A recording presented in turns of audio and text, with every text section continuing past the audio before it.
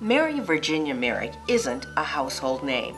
You won't find her in history books or captured in marble. And yet, her work has helped perhaps more people than if she'd been a great philanthropist, a physician, or a woman of letters. In 1887, Mary Virginia Merrick founded one of our greatest resources for underprivileged children and their families, the Christ Child Society in Washington, D.C. As a child, Miss Mary wanted to sew the garments for a layette for a baby that was expected at Christmas time. And that was the first effort of the Christ Child Society. Still today, the National Christ Child Society provides the care Mary Virginia Merrick made possible in her own day. The signature layette of essentials for newborn infants, clothing, tutoring, and mentoring, childcare and after-school resources, facilities for abandoned and neglected children, recreational opportunities, and parenting classes. Part of Mary Virginia Merrick's legacy is our parenting support group. We met at a transitional homeless shelter for women and their children, and we collaborated with social service agencies to provide a wonderful program for families called Parenting Today's Kids. Mothers and dads can share their feelings about parenting and the stresses that they encounter living in a shelter and the problems that are unique to their families. It's a very warm, non-judgmental atmosphere. As Mary Virginia Merrick had envisioned so many years before, the Society still addresses the root causes of poverty, going beyond the temporary and short term. In our chapter, we have a residential treatment center for kids that are permanent wards of the state because of abuse and neglect. Volunteers go in and read to the children or tutor with them, do art projects with them. Right around Christmas time, we will take our families with us and we go Christmas caroling. It turned into a really fun evening, and the interaction between the urban kids and the suburban kids, it's like they don't see color, race, difference, anything. It's all merging together. To date, the National Christ Child Society has helped millions of children and their families. In the late 1800s, resources for people in need were few. Miss Mary, who is here behind me, was born in 1866 when Washington was recovering from the Civil War and everybody was poor. It was a dirty, shabby, sad place with a great deal of poverty. There was no organized government service to help needy people.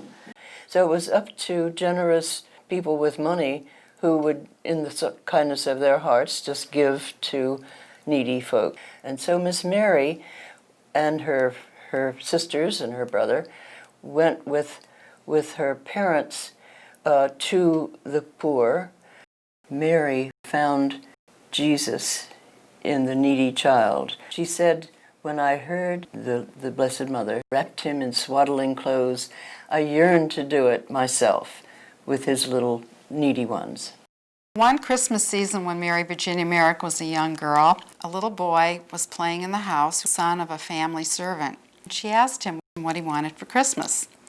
Well, he told her sadly he didn't think he'd be getting anything for Christmas that year because the family just was very poor. So Mary told him to ask the Christ child for a gift because Christ child is the giver of all gifts, and he especially liked to give gifts on his birthday. He came back to Mary the next day with a sheaf of letters. Christmas morning, with the help of all of Mary's family and friends, she was able to grant the wishes, and especially wish for a red wagon. To this day, the Society uses a little red wagon to commemorate the inception of what was to become Mary Virginia Merrick's life's work. She became known for saying, "Nothing is ever too much to do for a child." And over the years, she and her friends and family were providing gifts and services from the Christ Child year-round.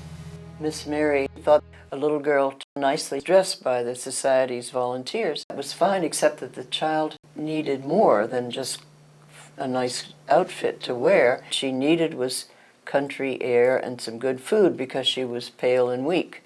And so this led Miss Mary to buying a farm to house children where they could go when they needed recuperation. Gradually that was replaced by a larger facility that became an actual hospital for children. Later, she established the first of what were called settlement houses for children and their families in the Washington, D.C. area. These were places for academic study and life skills training, recreation, and prayer. Still later, there were boys and girls clubs and camps. Miss Mary once wrote that the money came like widow's oil, just enough for the task at hand.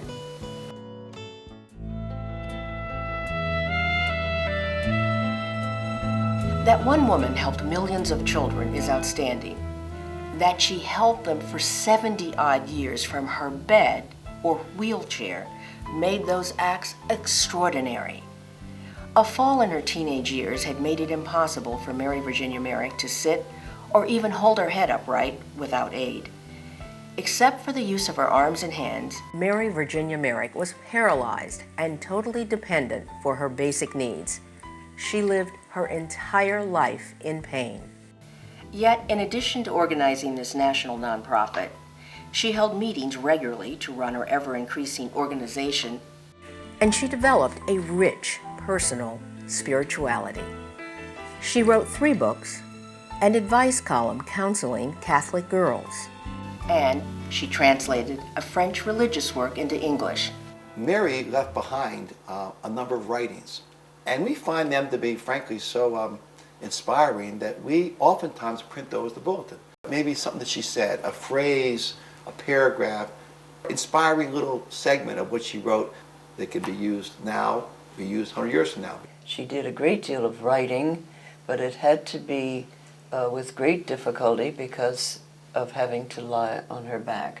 Early on, she was put in a plaster cast, and then later, when they began to lose hope of finding any real cure, they gave up the plaster, and she just remained recumbent all the time.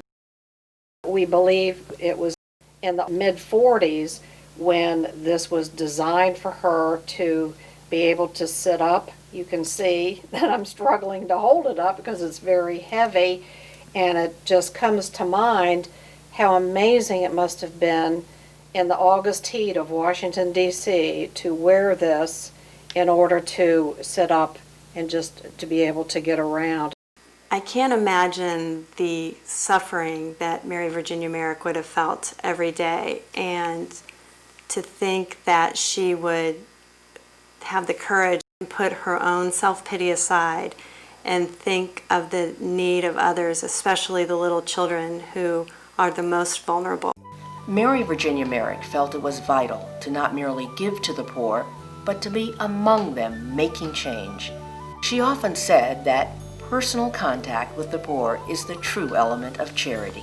This groundbreaking idea of working directly within underprivileged communities is still the most precious and significant tenet of the National Christ Child Society. And so, Miss Mary's was often a visitor to the many sites she had established. Her dedication to children was legendary. Their success and happiness was clearly her own. In her lifetime, Mary Virginia Merrick's work was recognized by the press, universities, including Notre Dame and Georgetown, and several popes, one of whom bestowed upon her the prestigious Ecclesia Pontifice medal. And over the years since her death, a grassroots effort has swelled to ensure that we all continue to honor Mary Virginia Merrick for the tireless work she did. In 2003, the Vatican's Congregation for the Causes of Saints declared Mary Virginia Merrick a servant of God. This is the first step in the canonization process, allowing her worthiness for sainthood to be investigated. Although this recognition by the Church will help many appreciate the extraordinary life and works of Mary Virginia Merrick for the first time, many have long appreciated her life and holy work. You know, to be honest, as a pastor of Blessed Sacrament, I couldn't be more proud that we have someone who was so forward-thinking, someone so socially conscious, someone so interested in young people, someone so willing to give her resources personally as Miss Mary is being talked about as a holy woman, and maybe would inspire other people to be holy. And you know, there's processes even, and maybe would she be considered for canonization? Who knows? One of Miss Mary's more recent followers lives in the Merrick family home in Maryland. I came to know about the Christ Child Society through a good friend of mine. We were praying to Mary Virginia Merrick for a miracle. A good friend was going through a difficult pregnancy where most of the children would not survive a few months in the womb. So our miracle was that she could hold the child could be baptized, and that happened. So after that, I felt like I sort of knew Miss Mary. At the same time, we decided to move, and we found this house. We were waiting to hear if the roof was sound. We heard from our friends that this was Mary Virginia Merrick's home. And I told my husband, I said, oh, I think the roof is going to be fine. It just all sort of came full circle, and I thought, wow, she's knocking on our door. She really wants me to be involved with Christ Child Society. It's been wonderful. No, you won't find Mary Virginia Merrick immortalized in textbooks or a museum. However, she is immortalized in the life of every needy child and family who ever received her loving attention, and in every generation thereafter through thousands of Christ Child Society volunteers who continue to see each child as the Christ child.